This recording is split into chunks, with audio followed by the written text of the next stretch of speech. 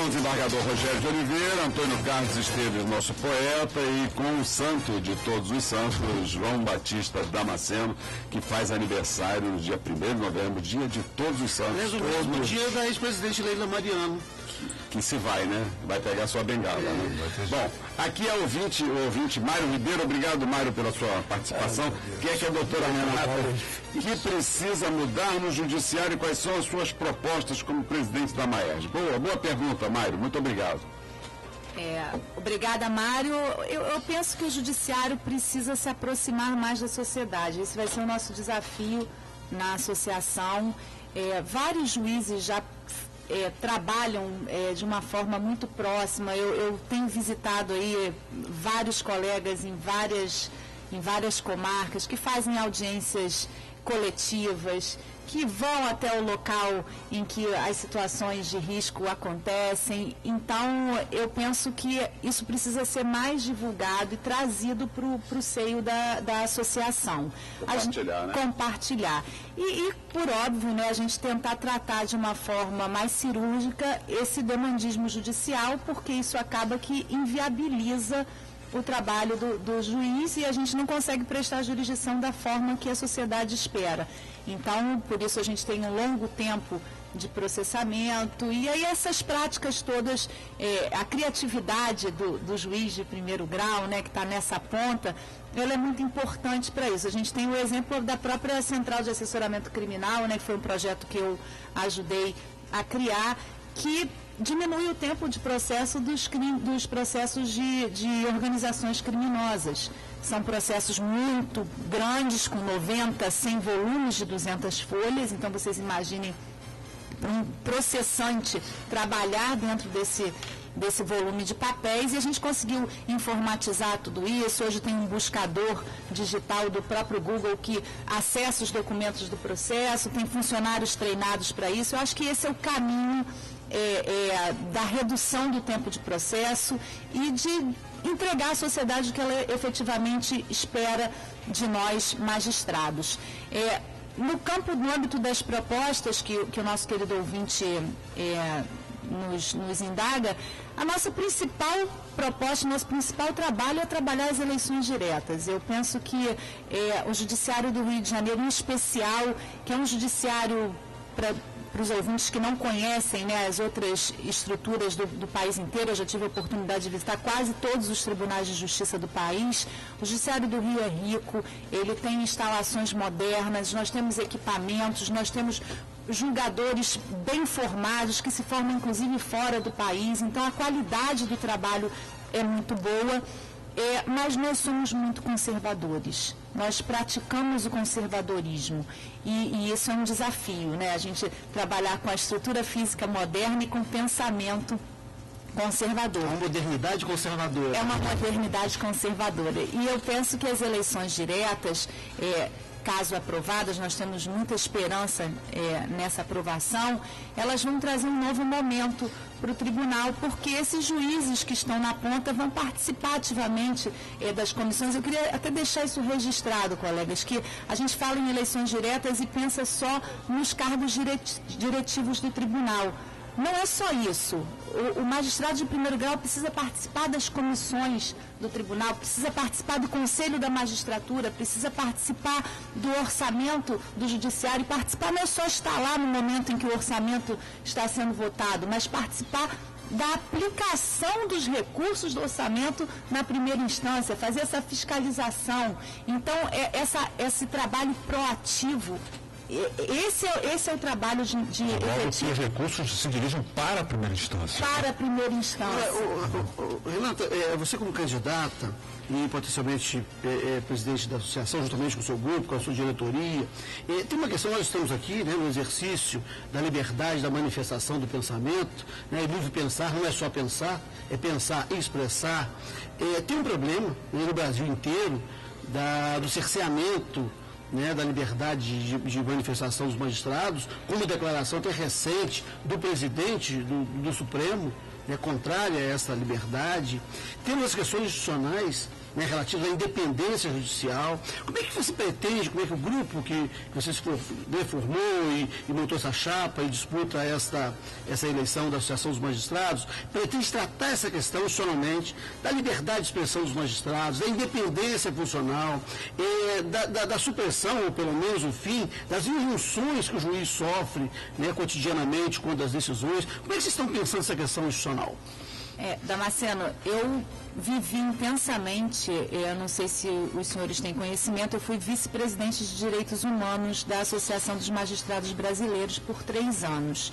E o trabalho que eu me foquei lá foi fazer uma aproximação das cortes internacionais com a associação. Esse trabalho não existia e a gente queria trazer para os magistrados do Rio os casos que são submetidos à Comissão Interamericana, os casos que são submetidos à Corte Europeia e os casos que são submetidos à Corte Interamericana, que é paradigmática para a Corte Europeia.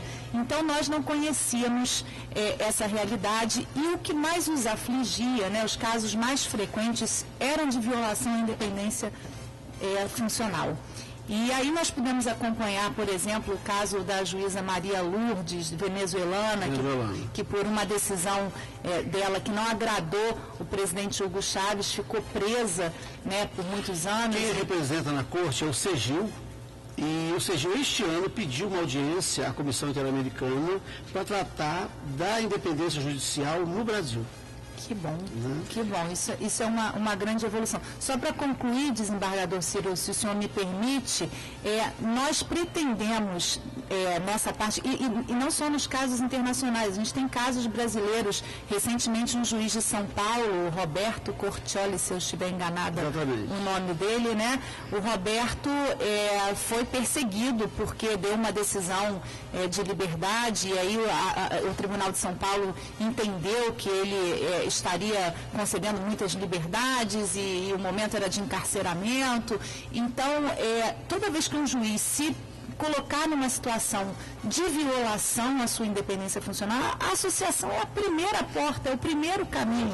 No caso do Roberto, eu até acompanhei, e o Rio de Janeiro faz isso muito também, inviabilizar juízes de determinadas áreas, o juiz da Infância e Juventude que vai ao encontro, implementa o ECA. Então tira da Infância e Juventude e coloca ele no juizado especial. O Rio de Janeiro faz isso, mas faz muito discretamente. Não seria os casos... Discretamente não, eu sofri 3 representações para remoção compulsória. Sim, exatamente. Você felizmente não fui compulsória. Mas os substitutos, ninguém fala por quê. Manda ele apenas para outro lugar. Eu lembro disso, eu fui regional aqui na capital. Um dia lá me descobri, daí do governador, depois fui descobrir que era porque os bancos executavam o extrato bancário como título, e eu dizia que aquilo não era título. Então, em junção lá dos advogados dos bancos, eu fui tirado da vara civil na época que eu era regional. E por isso eu passei a buscar as titularidades. Fui retitular o resto da minha vida inteira. Mas não seria o caso a gente pensar, por exemplo, Renata, critério objetivo nas designações, nas substituições e vacâncias das varas, nesse caso aí dos regionais, dos substitutos? Inclusive, essa é uma das nossas propostas expressas, no nosso informativo, os senhores devem ter lido, o critério de designação objetivo, Isso já é assim em várias outras instituições, os defensores públicos se movimentam assim, os promotores se movimentam assim, por que os juízes do Rio de Janeiro não se movimentam dessa forma? Então, e o critério é simplesmente objetivo, é o mais antigo, naquela situação, com o cadastro de interesses dele, o sistema da movimentação cruza essas informações e o magistrado é designado. Então, nós vamos trabalhar ativamente, firmemente, para que esse sistema de designações objetivo seja implementado. Doutora Renata Gil, candidata à presidência da Associação dos Magistrados do Estado do Rio de Janeiro, nosso programa está sendo transmitido ao vivo com a participação dos nossos ouvintes através do www.redejuridicatv.com.br. Os ouvintes estão participando do programa através do telefone 35720760. Doutora Renata, a senhora falou aí do número elevado de processos que nós temos, e hoje o Tribunal de Justiça, através da ANB, Associação dos Magistrados Brasileiros, implantou aqui no Rio de Janeiro o que estão chamando de processômetro. Ou seja, nós vamos saber, a população vai saber a cada minuto quantos processos estão correndo no judiciário brasileiro. Afirma-se aqui na matéria que hoje são 106 milhões de processos em ação. E não só esse processômetro, ele vai mostrar não só o processo a cada minuto, mas também quantos processos são desnecessários em razão da atuação do poder público, bancos, empresas de telefonia, planos de saúde e tantos outros setores que, se cumprissem a legislação, evitariam que mais de 42 milhões de processos estivessem superlotando as mesas dos juízes brasileiros, o que estimaria também uma economia em torno de 63 bilhões para os cofres públicos. Mas estão bombando aqui de perguntas dos nossos ouvintes e eu queria formular as perguntas para prestigiar a sua participação aqui e prestigiar também a participação dos nossos ouvintes. O professor Sérgio Herrera, da Universidade de Estácio de Sá, pergunta: a senhora não acredita que a dinamização de meios alternativos de controvérsias pelo judiciário poderia ajudar de alguma maneira mais qualitativa a jurisdição? Obrigado, professor, pela sua participação. Obrigada, professor. Eu acredito sim e penso que nesse sentido o Tribunal de Justiça já tem caminhado, né? Tem trabalhado ao encontro dessa ideia. A gente tem agora os centros de mediação muito ativos, mas eu penso que o juiz também tem um papel importante nesse contexto, ainda que isso não esteja regulamentado, ainda que isso não esteja disposto, né, em regramento de forma genérica.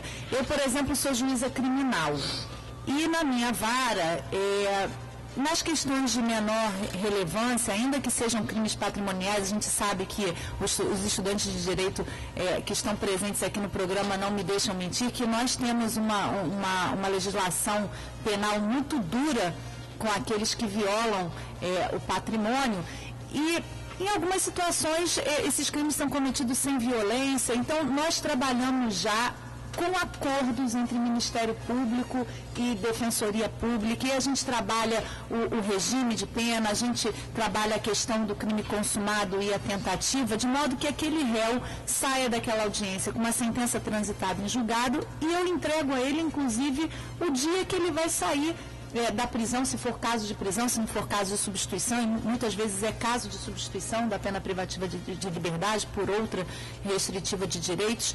Então, o apenado sai dali com uma perspectiva de mudança de comportamento, de mudança de vida. Isso é o papel do juiz diante da sua realidade social. Então, eu acho que nós temos que ampliar essas formas alternativas, sim, e vejo que na prática isso já está acontecendo. Só para completar a questão do processômetro, desembargador Ciro, eu acho que exatamente o processômetro aproxima a sociedade da nossa realidade. Isso pode não parecer ser muito significativo, mas divide com a gente a responsabilidade, porque a gente percebe que, além dessas violações, né, do poder público aos direitos dos cidadãos, e aí isso gera conflito, gera processo judicial, a gente tem também na sociedade uma interferência, um pedido de interferência muito grande do judiciário na vida privada. Então, quando a gente mostra isso para a sociedade, isso é uma divisão de responsabilidade. A gente tem casos da pessoa que vai reclamar lá um produto que comprou de 5, 6 reais. Ela sabe quanto custa esse processo?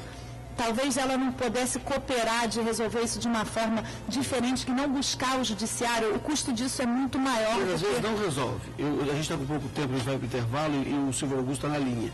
Mas a Embratel me cobrou, sem eu contratar com ela, 3 faturas, lançou minha conta, 3 faturas de R$21, 3 meses. Cancelou depois, mas não me devolveu os R$63.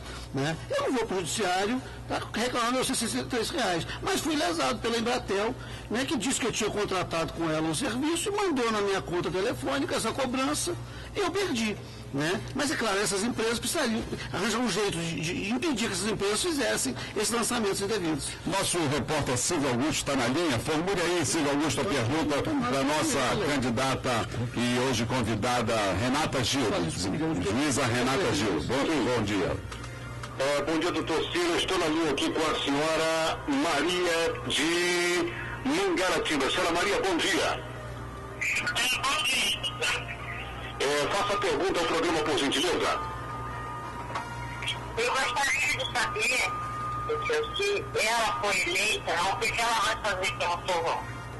E a pergunta que a senhora Maria faz pelo povão. Muito obrigado, dona Maria. Ela já faz muito. Muito obrigado, dona Maria, pela sua participação. Pode fazer, né? Buscar uma justiça melhor. E obrigado pela sua audiência aqui no programa Encontro com a Justiça. Querem você como deputado, hein, né? Eu fazer essa juíza criminal, eu já encarcero aí. Nós vamos a um pequeno intervalo e voltamos para responder a pergunta de dona Maria. Obrigado, dona Maria. Que beleza, a senhora está aí ligadinha no programa Encontro com a Justiça.